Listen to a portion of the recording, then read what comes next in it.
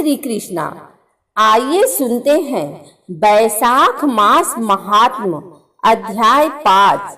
नारद जी ने कहा, राजन सुनो, मैं संसार के हित के लिए तुमसे माधव मास की विधि का वर्णन करता हूँ।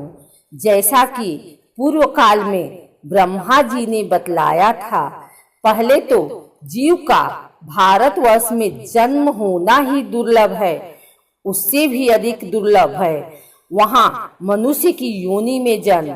मनुष्य होने पर भी अपने अपने धर्म के पालन में प्रवृत्त होना तो और भी कठिन है। उससे भी अत्यंत दुर्लभ है भगवान वासुदेव में भक्ति, और उसके होने पर भी माधव मास में स्नान आदि का सुयोग मिलना तो और भी कठिन है। माधव मास माधव लक्ष्मीपति को बहुत प्रिय है। माधव बैसाख मास को पाकर जो विधि पूर्वक स्नान, दान तथा जप आदि का अनुष्ठान करते हैं, वे ही मनुष्य धन्य एवं कृत्य हैं। उनके दर्शन मात्र से पापियों के भी पाप दूर हो जाते हैं और वे भगवत भाव से भावित होकर धर्माचरण के अभिलाषी बन जाते हैं। बैसाख मास के जो एकादशी से लेकर पूर्णिमा तक अंतिम 5 दिन हैं, वे समूचे महीने के समान महत्व रखते हैं। राजेंद्र, जिन लोगों ने बैसाख मास में भली भांति के उपचारों द्वारा मधु दैत्य के मारने वाले भगवान लक्ष्मीपति का पूजन कर लिया, उन्होंने अपने जन्म का फल पा लिया। भला कौन सी ऐसी अत्यंत दुर्लभ वस्तु है जो बैसाख की स्नान तथा विधि पूर्वक भगवान के पूजन से नहीं प्राप्त होती।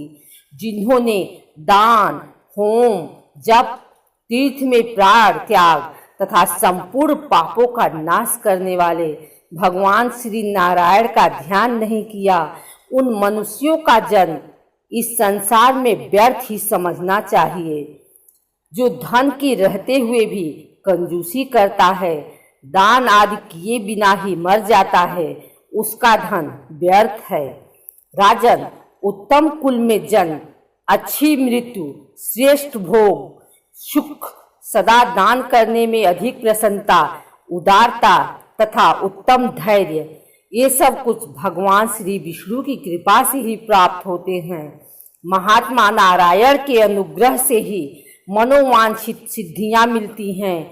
जो कार्तिक में, माघ में तथा माधव को प्रिय लगने वाले बैसाख माह में स्नान करके मधुहंता लक्ष्मीपति दामोदर की विशेष विधि के साथ भक्ति पूर्वक पूजा करता है और अपनी शक्ति के अनुसार दान देता है, वह मनुष्य इस लोक का सुख भोग कर अंत में श्री हरि के पद को प्राप्त होता है।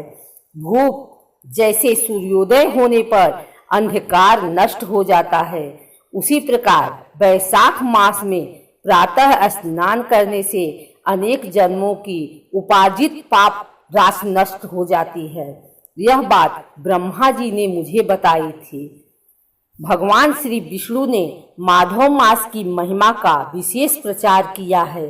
अतः इस महीने के आने पर मनुष्यों को पवित्र करने वाले पुण्य जल से परिपूर्ण गंगा तीर्थ, नर्मदा तीर्थ, यमुना तीर्थ अथवा सरस्वती तीर्थ में सूर्योदय से पहले स्नान करके भगवान मुकुंद की पूजा करनी चाहिए।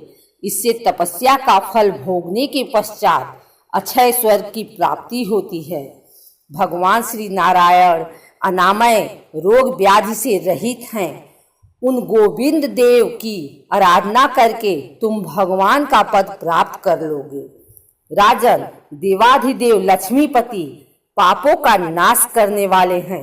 उन्हें नमस्कार करके चैत्र की पूर्णिमा को इस व्रत का आरंभ करना चाहिए। व्रत लेने वाला पुरुष यमनियों का पालन करे, शक्ति के अनुसार कुछ दान दे, हविष्यान भोजन करे, भूमि पर सोए, ब्रह्मचर्य व्रत में दृढ़ता पूर्वक स्थित रहे तथा हृदय में भगवान श्री नारायण का ध्यान करते हुए तिरछु आदि तपस्याओं के द्वारा शरीर को सुखाए।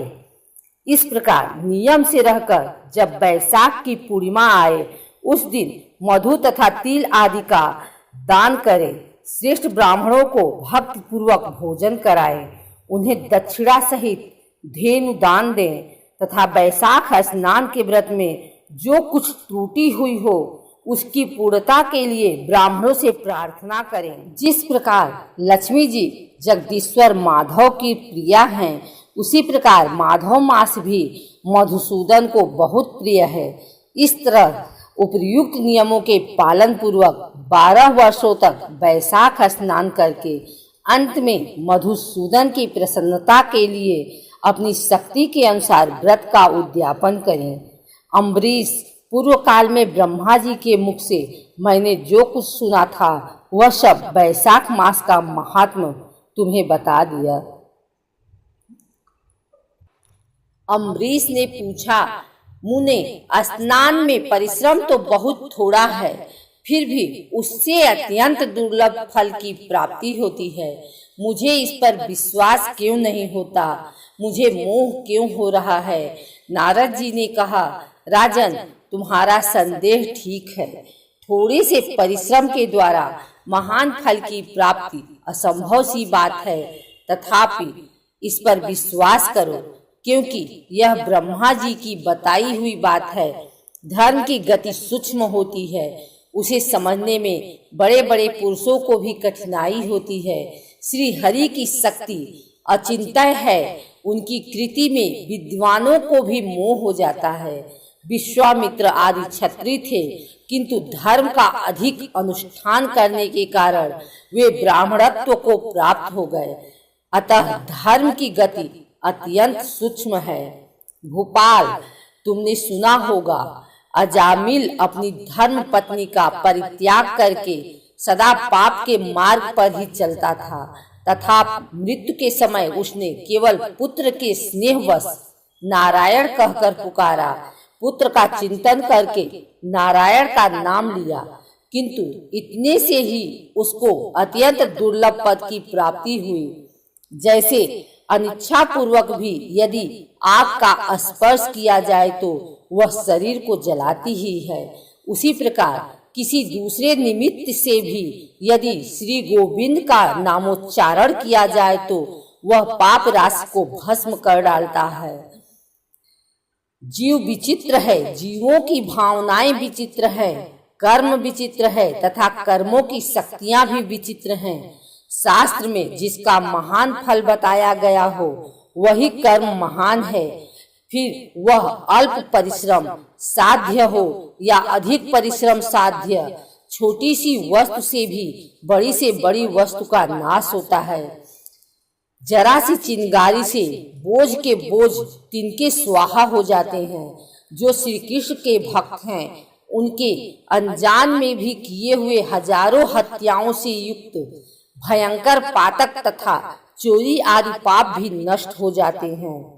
वीर, जिसके हृदय में भगवान श्री विष्णु की भक्ति है, वह विद्वान पुरुष यदि थोड़ा सा भी पुण्य कार्य करता है तो वह अच्छे फल देने वाला होता है। अतः माधव मास में माधव की भक्ति पूर्वक आराधना करके मनुष्य अपनी मनोवांछित कामनाओं को प्राप्त कर लेता है। इस विषय में संदेह नहीं करना चाहिए। शास्त्रोक्त विधि से किया जाने वाला छोटे से छोटे कर्म क्यों न हो, उसके द्वारा बड़े से बड़े पाप का भी क्षय हो जाता है तथा उत्तम कर्म की वृद्धि होने लगती है। राजन, भाव तथा भक्ति दोनों की अधिकता से फल में अधिकता होती है। धर्म की गति सूक्ष्म है, वह कई प्रकारों से जानी जाती है। महाराज, जो भाव से हीन है, जिसके हृदय में उत्तम भाव एवं भगवान की भक्ति नहीं है, वह अच्छे देश तथा काल में जाकर जीवन भर पवित्र गंगा जल से नहाता और दान देता रहे तो भी कभी शुद्ध नहीं हो सकता। ऐसा मेरा विचार है। अतः अपने हृदय कमल में शुद्ध भाव की स्थापना करके बैसाख मास में प्रातः स्नान करने वाला जो विशुद्ध चित्त पुरुष भक्ति पूर्वक भगवान लक्ष्मीपति की पूजा करता है, उसके पुण्य का वर्णन करने की शक्ति मुझ में नहीं है। अतः भूपाल, तुम वैशाख मास के फल के विषय में विश्वास करो। छोटा सा शुभ कर्म भी सैकड़ों पाप कर्मों का नाश करने वाला होता है। जैसे हरि नाम के भय से राशि राशि पाप नष्ट हो जाते हैं, उसी प्रकार सूर्य के मेष राशि पर स्थित होने के समय प्रातः स्नान करने से तथा तीर्थ में भगवान की स्तुति करने से भी समस्त पापों का नाश हो जाता है। यथा गरुड़ के तेज से सांप भाग जाते हैं, उसी प्रकार प्रातः काल वैशाख स्नान करने से पाप पलायन कर जाते हैं।